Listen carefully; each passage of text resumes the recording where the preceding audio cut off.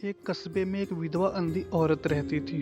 उसका एक बेटा था जिसके पालन पोषण की सारी जिम्मेदारी उसकी कंधों पर थी।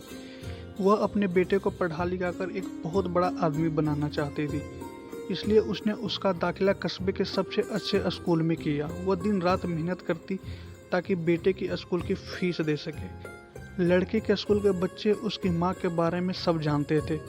वे सब उसे अंधी का बेटा कहकर चिढ़ाते थे। लड़का इनसे बहुत परेशान था। उसे अपनी माँ पर शर्म आने लगी थी। वह उसके साथ कहीं भी आने जाने से कतराने लगा था। जब लड़का बड़ा हुआ तो उसके शहर में अच्छी नौकरी लग गई। उसने अपनी माँ से वादा किया कि शहर में मकान लेकर वह उसे लेने आएगा, लेकिन वह शहर गया तो फिर लौटकर वापस नहीं आया। उसकी अंधी माँ उसका इंतजार करती रह गई। कई महीने बीत गए, लड़के की कोई खबर नहीं आई। अंधी माँ को एक दिन उससे रहा नहीं गया तो वह बेटे से मिलने शहर पहुंच गई।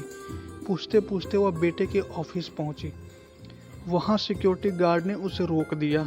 अंधी औरत ने गार्ड को अपने बेटे का नाम बताया और बोली कि उससे जाकर कह दो कि गांव से कोई मिलने आया है।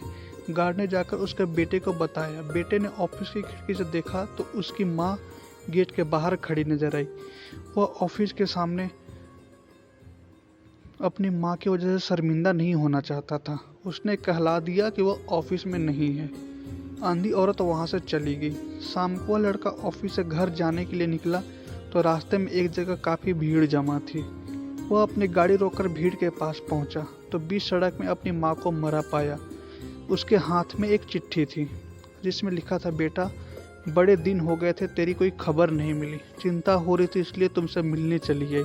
तू तो बड़ा आदमी बन गया है। तुझसे मिलना अब शायद मुझ गरीब की किस्मत में नहीं, लेकिन मैं खुश हूँ तेरे लिए। तूने अपना ही नहीं मेरा सपना भी पूरा किया है।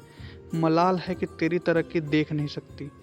काश बचपन में तेरी आंखों में सरिया न घुसा होता और मुझे तुम्हें अपनी आंख न देनी पड़ी होती, तो तेरी तरक्की अपनी आंखों से देखकर सुकून से मरती।